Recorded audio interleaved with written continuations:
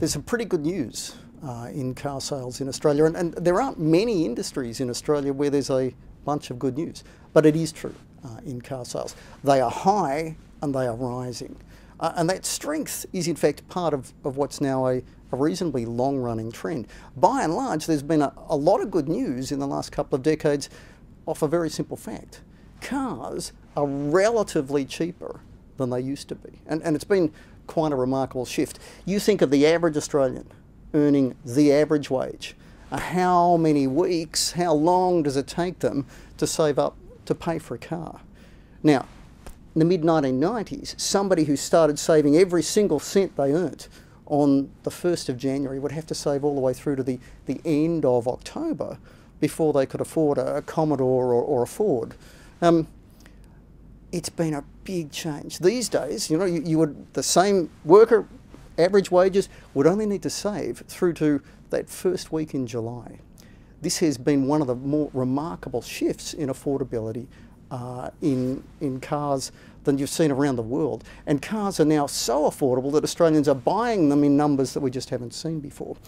And of course, more recently, some of the factors that have helped that long-running trend in affordability became better still. Now, two things. One, interest rates have been falling, and cars are bought on credit by and large.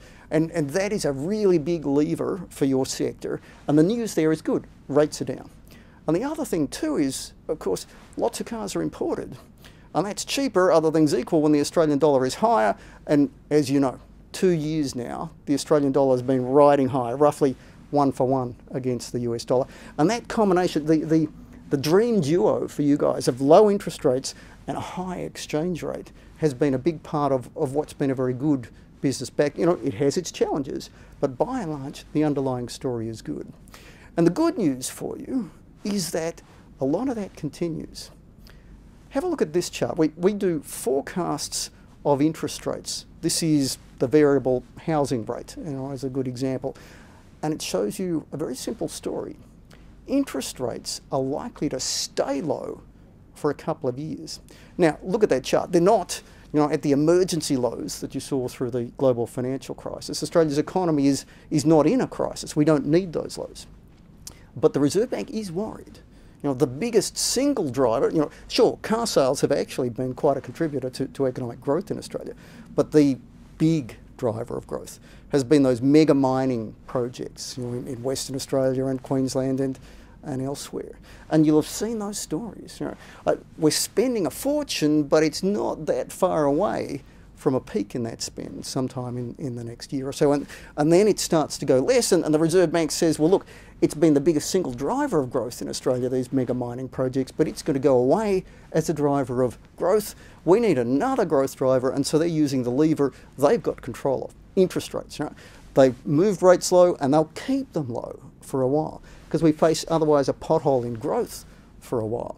And that, you know, again, this is good news for you guys, not just for you guys, for a bunch of retail. You know, retail's been sick as a dog for several years now. Again, not car sales, but retail will pick up in response to those low interest rates. And so too will things like housing construction, for example. And why will they stay low for a couple of years? Well, that pothole as the mega mining projects wind down is likely, you know, not to go away fast, but there's another reason too. One of the things that's bad, by and large, for Australia's economy is good for car sales. That's strengthened the exchange rate. And have a look at this second chart here.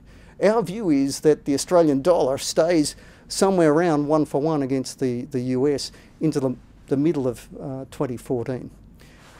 That, by the way, is not necessarily because of what's happening in Australia, but because of what's happening in you know, the US, where they're printing money, and they're doing the same in the UK and Japan and to some extent in Europe as well. And that means investors are worried about those currencies, and they're searching out ones like ours, you know, or the Swiss franc, or even to some extent the New Zealand dollar. Those are the ones riding high, and that combination, low interest rates, strength in the Australian dollar, a beautiful backdrop for the car sector and for car sales, and one that we expect to continue in the next couple of years.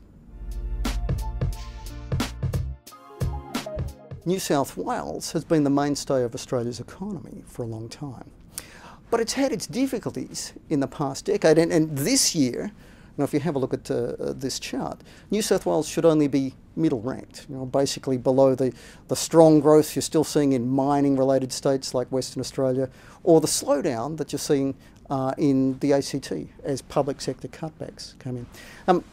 Equally, however, this chart shows New South Wales growing stronger than Victoria this year.